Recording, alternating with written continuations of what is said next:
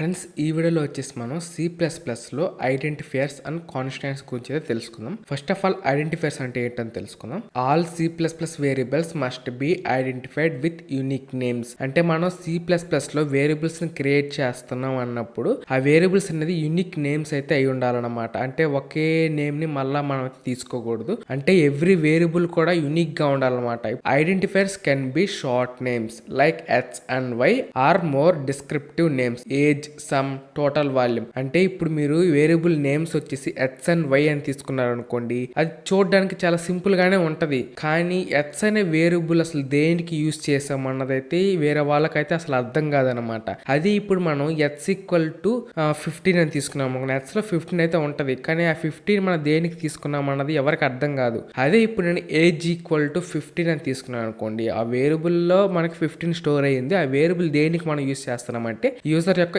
Age తెలుసుకోవడం కోసం మనం ఆ వేరియబుల్ తీసుకున్నాము. లేదంటే సమ్, టోటల్ వాల్యూమ్, ఇట్లా మనం కనుక వేరియబుల్స్ తీసుకున్నాము అనుకోండి, మనకి ఈజీగా అర్థమవుతుంది అనమాట ఆ వేరియబుల్ దేనికోసం ఉంది. అండ్ అలాగే షార్ట్ నేమ్స్ కూడా తీసుకోవచ్చు మనం. ఇప్పుడు ఏజ్ అనేది షార్ట్ నేమే, అలాగే దాన్ని అసలు అర్థమవుతుంది దేనికి అనేది. ఇట్లా మీరు తీసుకుంటే ఈజీ అవుతుంది అనమాట. అండ్ నెక్స్ట్ వన్ వచ్చేసి ఇక్కడ మీరు ఎగ్జాంపుల్ మీరు చూస్తున్నట్టయితే int minutes per hour equal to 60. And అలాగే నెక్స్ట్ వచ్చేసి ఇంట్ m ఈక్వల్ టు 60. ఇక్కడ m ఈక్వల్ టు 60 అన్నా, ఇక్కడ minutes per hour equal to 60 అన్నా రెండు ఒకటే. కానీ ఇక్కడ వచ్చేసి ఇది మనకి మినిట్స్ పర్ అవర్ అనేది అండర్స్టాండ్ అవుతుంది అనమాట. ఎవరైనా కూడా అర్థం చేసేసుకుంటారు. ఇక్కడ ఇంటి m ఈక్వల్ టు 60 అంటే అసలు అర్థం కాదు. అదనమాట డిఫరెన్స్ వచ్చేసి. అంటే మన షార్ట్ నేమ్స్ కంటే కూడా మీనింగ్ గా ఉండే వేరియబుల్ నేమ్స్ తీసుకుంటే బెటర్ అనమాట. అండ్ వచ్చేసి మన వేరియబుల్స్ ని క్రియేట్ చేయాలంటే కొన్ని రూల్స్ అయితే ఉంటాయి అనమాట. సో ఆ రూల్స్ ని పాటించాలి, లేకుంటే మనకైతే ఎర్రర్స్ అయితే వస్తాయి అనమాట. మనం వచ్చేసి వేరియబుల్స్ క్రియేట్ చేయాలంటే కొన్ని రూల్స్ అయితే ఉంటాయి అనమాట. సో ఆ రూల్స్ ఏంటి అన్నది అయితే చూద్దాం. మన వేరియబుల్ నేమ్ లో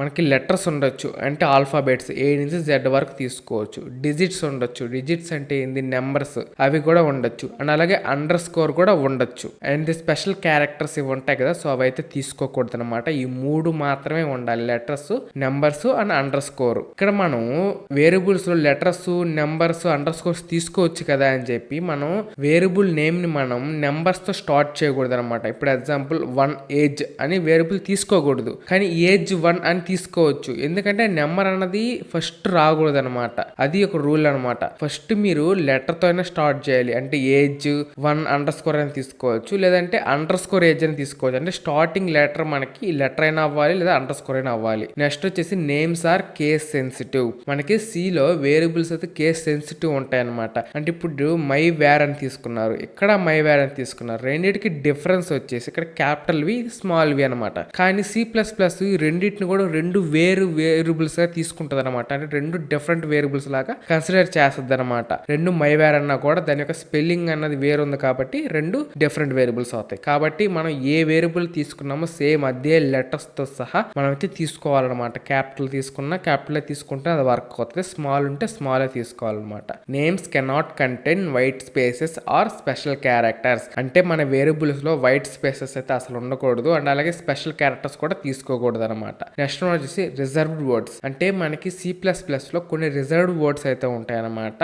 అంటే ఇప్పుడు ఎగ్జాంపుల్ ఇంట్ ఉంది, సో ఇంట్ అనేది ఒక డేటా టైప్ అనమాట. సో ఇట్లాంటి నేమ్స్ అయితే ఉంటాయి, ఇవైతే తీసుకోకూడదు అనమాట. సో ఇది మనకు వచ్చేసి ఐడెంటిఫైయర్స్. ఇప్పుడు నెక్స్ట్ వచ్చేసి మనం కాన్స్టెంట్స్ గురించి అయితే తెలుసుకుందాం. మనం గనక కాన్స్ట్ అనే ఒక కీవర్డ్ గనక తీసుకున్నాం అనుకోండి, ఆ వేరియబుల్ లో ఉన్న వాల్యూని మనం అయితే చేంజ్ చేయలేమన్నమాట. మనం ఆ వేరియబుల్ ఉన్న వాల్యూ చేంజ్ చేయాలంటే ఇంకా మనం ఆ కీవర్డ్ ని తీసేస్తేనే మనం అయితే చేంజ్ చేయగలుగుతాం అనమాట. ప్రీవియస్ వీడియోలో వేరియబుల్స్ అనే వీడియో చేస్తాం కదా, సో ఆ వీడియోలో మీరు చూసినట్టయితే మనం ఇప్పుడు ఇంట్ మైనమ్ ఈక్వల్ టు 15 అని తీసుకుంటే తర్వాత మనం మైనమ్ ఈక్వల్ టు 10 అని ఇచ్చామనుకోండి, మనం ప్రింట్ చేస్తే మైనమ్ లో 10 ప్రింట్ అవ్వద్దు అనమాట. కానీ అలా ప్రింట్ అవ్వకూడదు. నేను ఫస్ట్ ఏదైతే ఇచ్చానో అది మాత్రమే ఆ వేరియబుల్ లో స్టోర్ అయ్యి ఉండాలి. నేను ఎక్కడైనా సరే మళ్ళీ ఆ వేరియబుల్ డేటా అనేది చేంజ్ చేయకూడదు. నేను కాదు, ఎవరు కూడా చేంజ్ చేయకూడదు అనుకున్నప్పుడు మనం కాన్స్ట్ అనే కీవర్డ్ వాడతాం అనమాట. ఇప్పుడు మనకి మైనమ్ లో 15 ఉంది, ఇంకా ప్రోగ్రామ్ లో ఎక్కడైనా సరే మీరు ఆ మైనమ్ వాల్యూ చేంజ్ చేస్తే చేంజ్ అవ్వదు, మనకి అది ఎర్రర్ వస్తుంది అనమాట. మీరు ఒకవేళ చేంజ్ చేయాలనుకుంటే డైరెక్ట్ గా ఇక్కడికి వచ్చే చేంజ్ చేసుకోవాలి, లేదంటే మీరు కాన్స్ట్ అనే కీవర్డ్ తీసేసి ఎక్కడైనా సరే చేంజ్ చేసుకోగలుగుతారు అనమాట.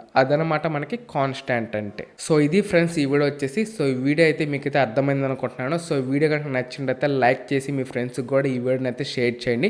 అలాగే మీరు కనుక మన ఛానల్ కింద వరకు సబ్స్క్రైబ్ అవ్వకుండా అనుకుంటే వెంటనే మన ఛానల్ సబ్స్క్రైబ్ చేసుకొని పక్కన ఉన్న బెల్ ఐకాన్ క్లిక్ చేసి ఆల్లో పెట్టుకోండి. ఈ వీడియో పెట్టగానే మీకైతే నోటిఫికేషన్ వస్తుంది అనమాట. Thank you for watching. జై హింద్.